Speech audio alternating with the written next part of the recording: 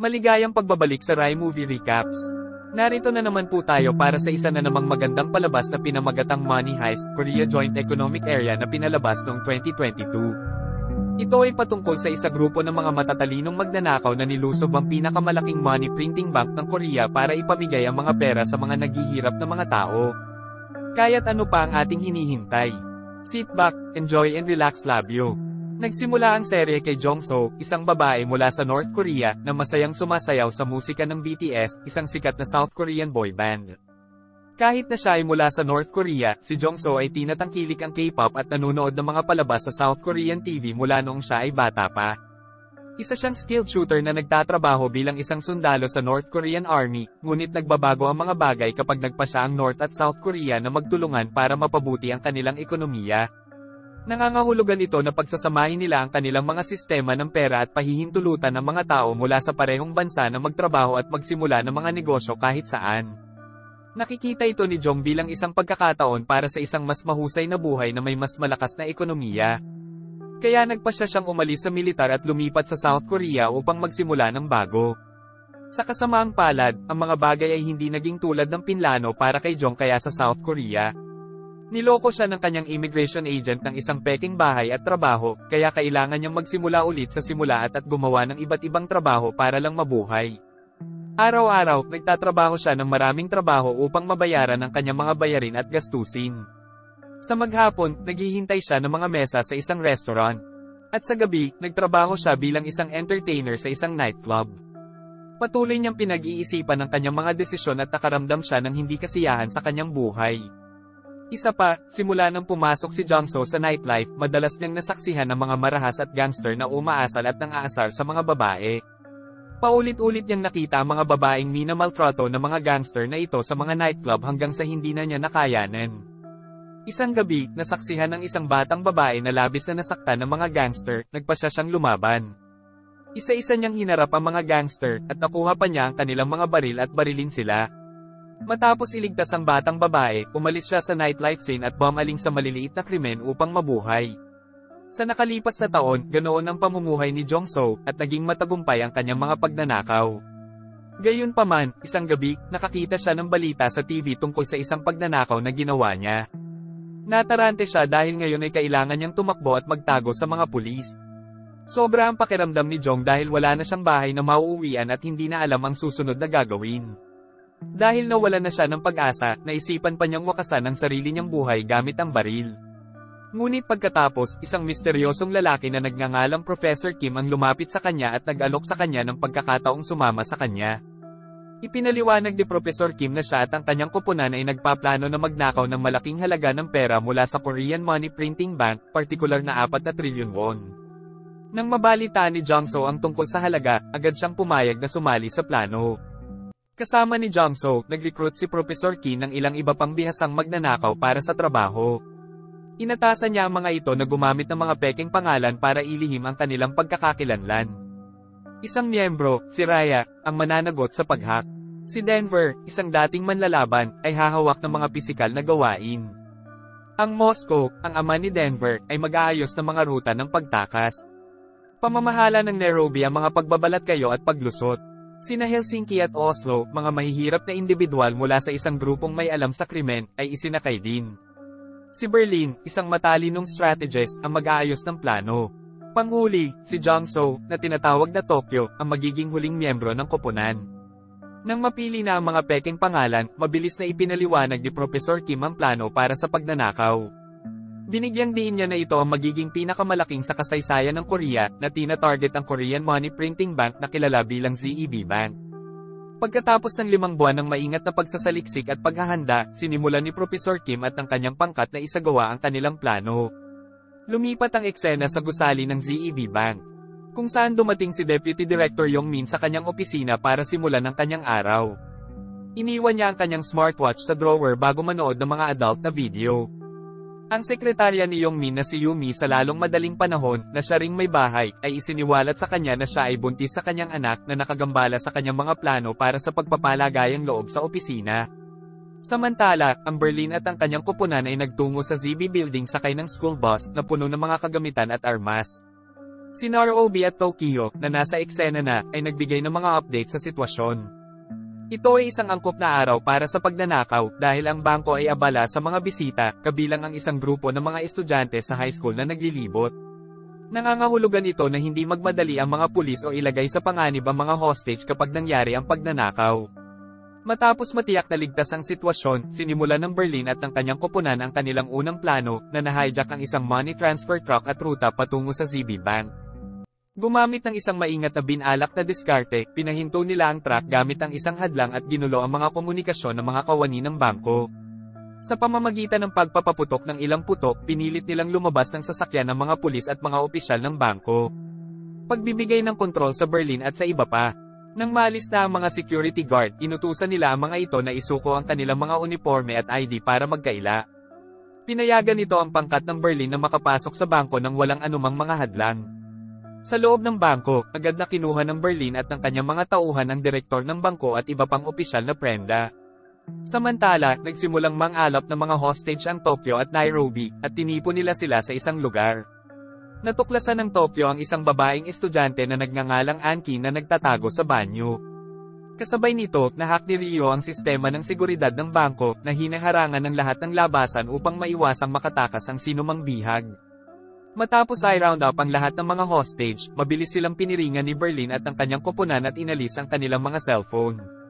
Samantala, sina Rio, Denver, at Moscow ay nagsimulang mag-drill sa bank vault upang maabot ang pera sa loob. Gamit ang mga kasanayan ng Moscow, na-deactivate nila ang alarm system ng safe at binuksan ang pinto nito. Nang makita nila ang dami ng pera sa loob, ipinagdiwang nila ang kanilang matagumpay na pagnanakaw. Nang matapos ang unang yugto, ang Berlin, na nangunguna sa operasyon, ay nakipag-ugnayan kay Professor Kim upang ipaalam sa kanya ang kanilang pag-unlad. Habang isinagawa ng pangkat ng Berlin ang pagnanakaw, ginabayan sila ni Professor Kim mula sa isang malayong lokasyon. Kasunod nito, nag-trigger ang Berlin ng maling alarma sa seguridad para ilabas ang mga pulis sa pinangyarihan. Nakahanda ang Tokyo at ang iba pa sa pasukan, nagpaputok ng babala upang pigilan ng mga pulis nang hindi sila nasaktan. Gayunpaman, nang hindi inaasahang dumating ang mga pulis, sinimulan nilang barilin ang mga magnanakaw na ikinasugat ni Rio. Mabilis na tumugon, gumamit ang Tokyo ng mga smoke bomb upang magbigay ng takip at ligtas na maibalik si Rio sa gusali. Matapos i-secure ang gusali at abisuhan ng pulisya, inutusan ni Nairobi at ang iba pa ang mga bihag na magsuot ng katulad ng mga damit upang makisama. Binigyang diin ng Berlin sa mga bihag ang kahalagahan ng manatiling kalmado at hindi lumaban upang maiwasan ang sinumang masaktan. Ang balita ng pagnanakaw ay kumalat sa iba't ibang mga channel ng media na nag-udyok sa mga awtoridad ng North Korean at South Korea na magplano ng tugon. Isang lalaking opisyal na nagngangalang Yoon Chung-soo ang napili upang mamuno sa operasyon ng paghuli, habang ang isang babaeng punong negosasyon na nagngangalang Sun Mujin ay itinalaga upang pangasiwaan ang mga negosasyon. Makikipagtulungan si Mujin kay North Korean Police Chief Cha Moo-hyuk sa misyong ito.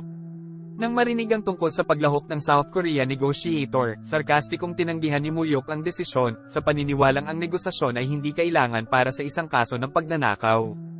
Gayunpaman, sina Woojin at Chung-soo ay sumang-ayon na unahin ang negosasyon bilang unang hakbang, isinasaalang-alang ang kaligtasan ng mahigit 50 hostage na nasa panganib.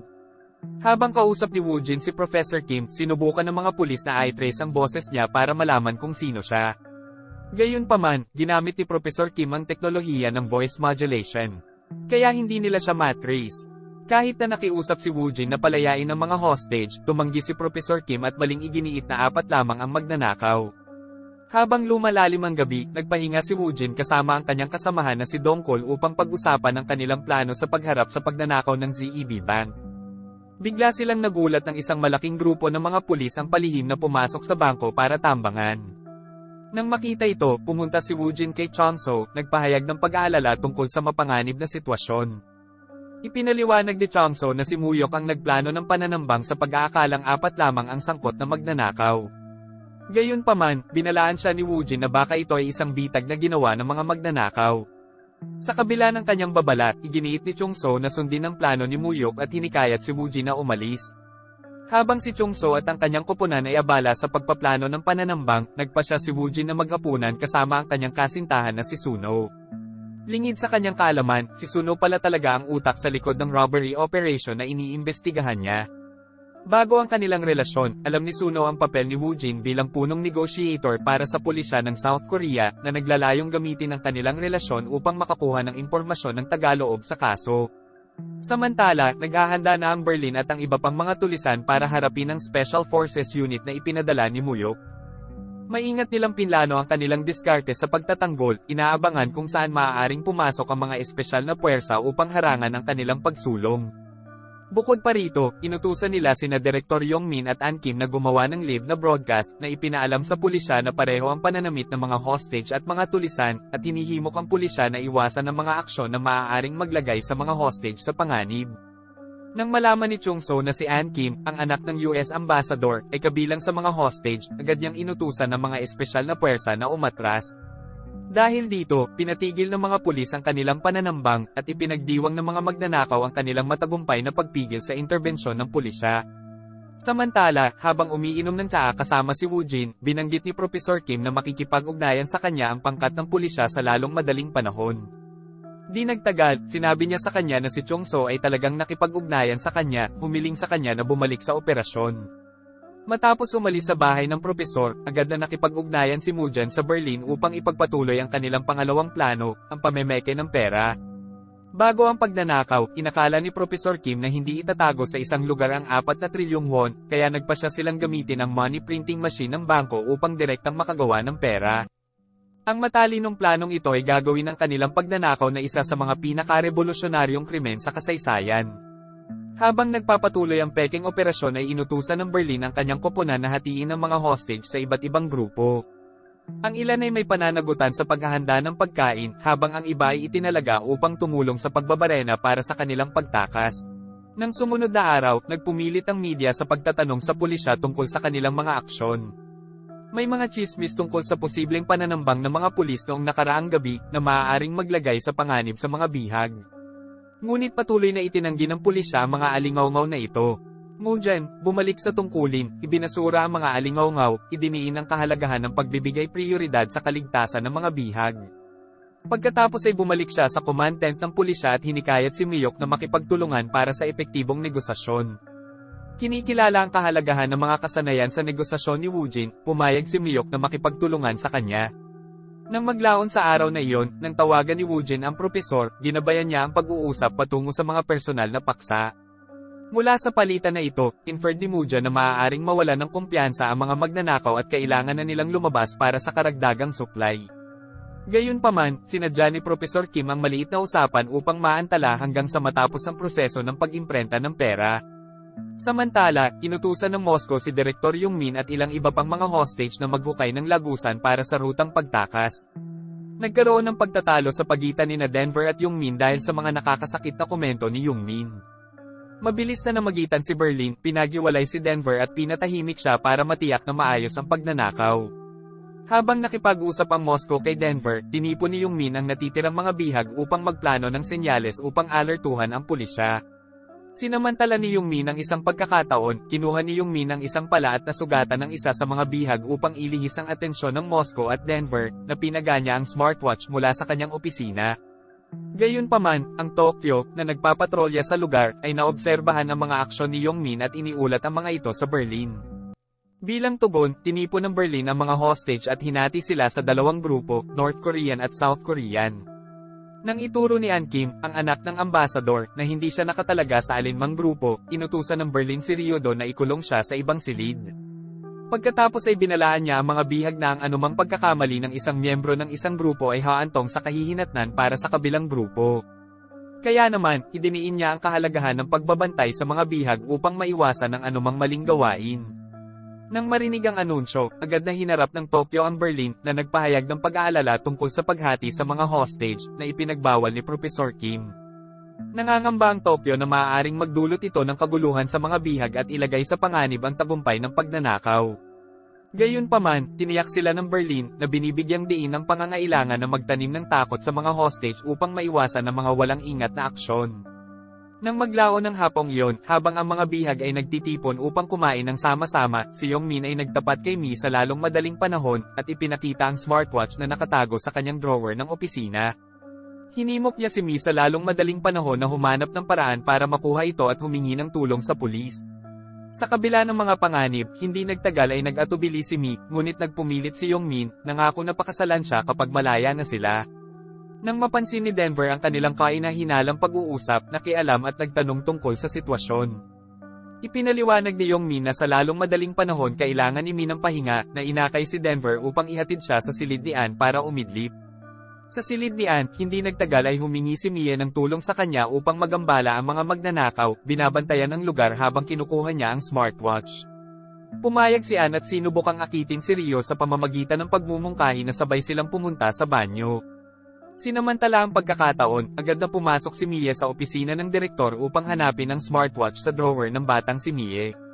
Samantala, sinubukan ni Ann na patagilan ang pagkawala ni Rio sa pamamagitan ng pagsali sa intimate moments bago sila bumalik sa confinement room. Matapos mahanap ang smartwatch, mabilis na sinenyasan ni Miso ng pulis na ibunyag ang kanyang lokasyon. Gayunpaman, naputol ang kanyang pagsisikap nang hindi inaasahang pumasok si Denver sa silid na nag-udyok kay Miso na i-deactivate ang smartwatch at itago ito. Nang maghinala si Denver, sinabi ni Miso na naghahanap siya ng pagkain dahil nagugutom siya. Mabait, inalok siya ni Denver ng merienda at tinapay na nagpapahina sa kanyang mga hinala.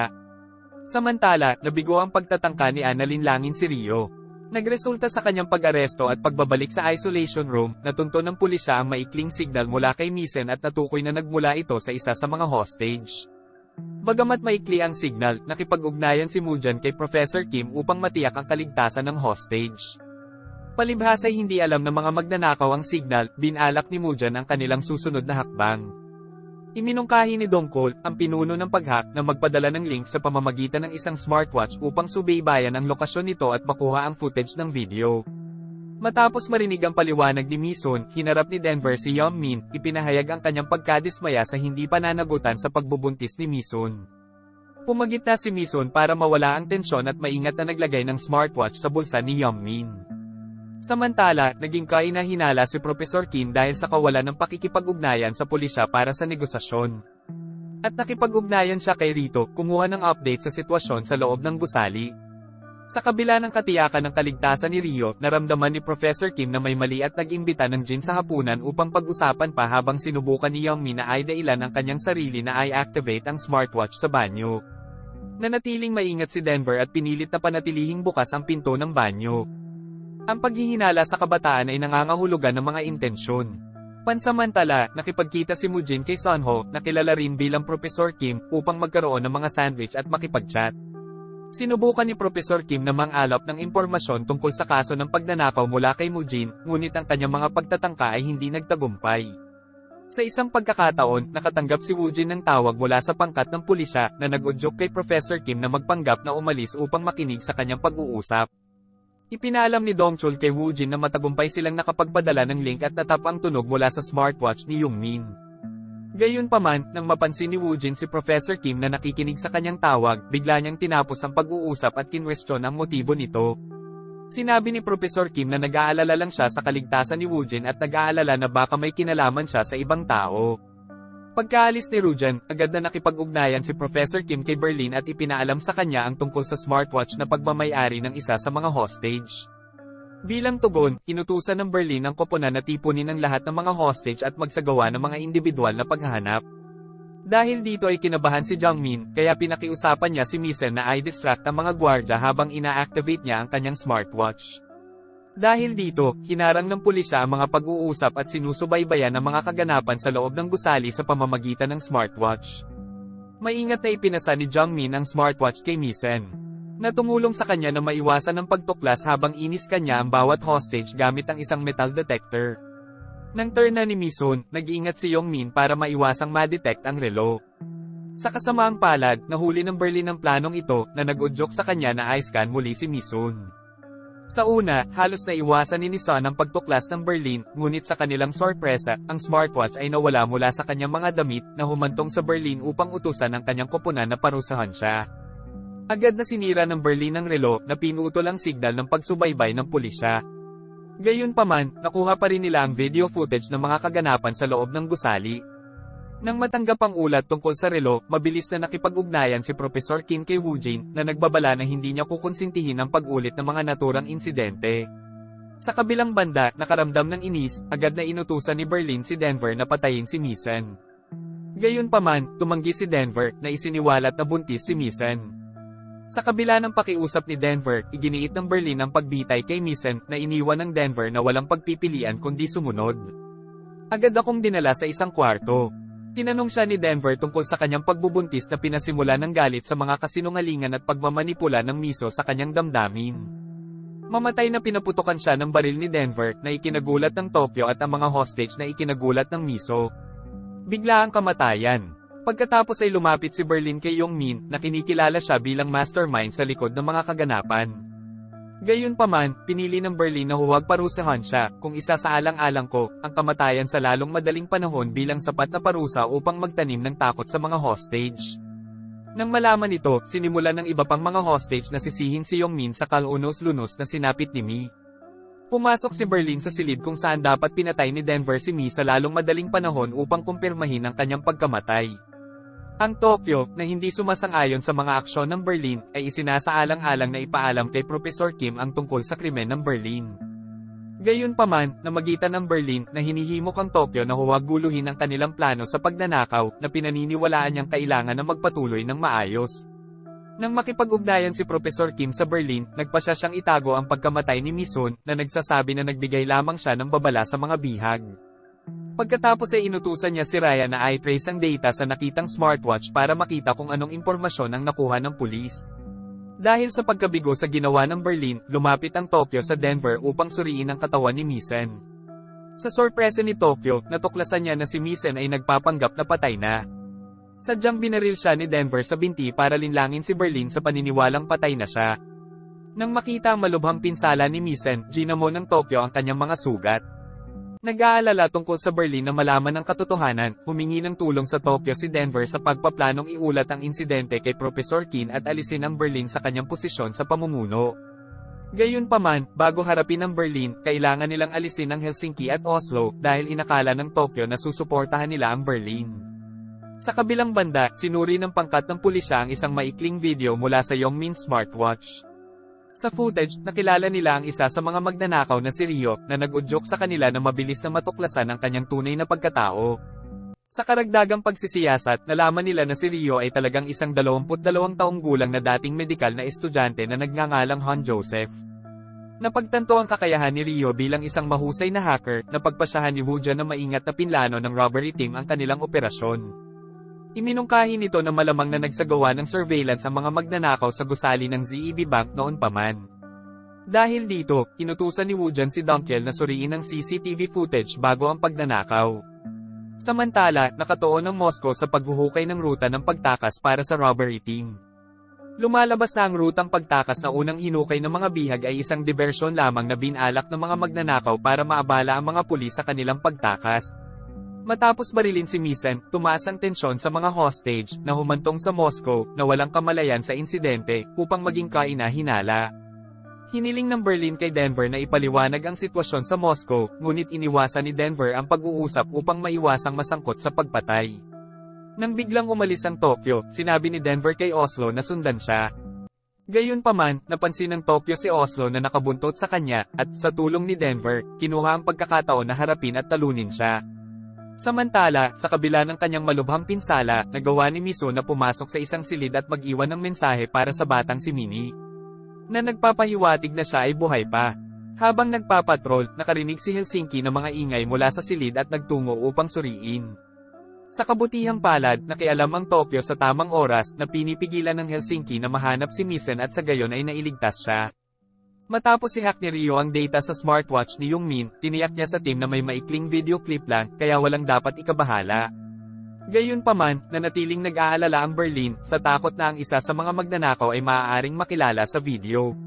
Sa kasamaang palad, nagkatotoo ang pangamba ng Berlin nang makilala ng pangkat ng pulisya sina Raya at Nairobi mula sa CCTV footage na kuha isang araw bago ang pagnanakaw.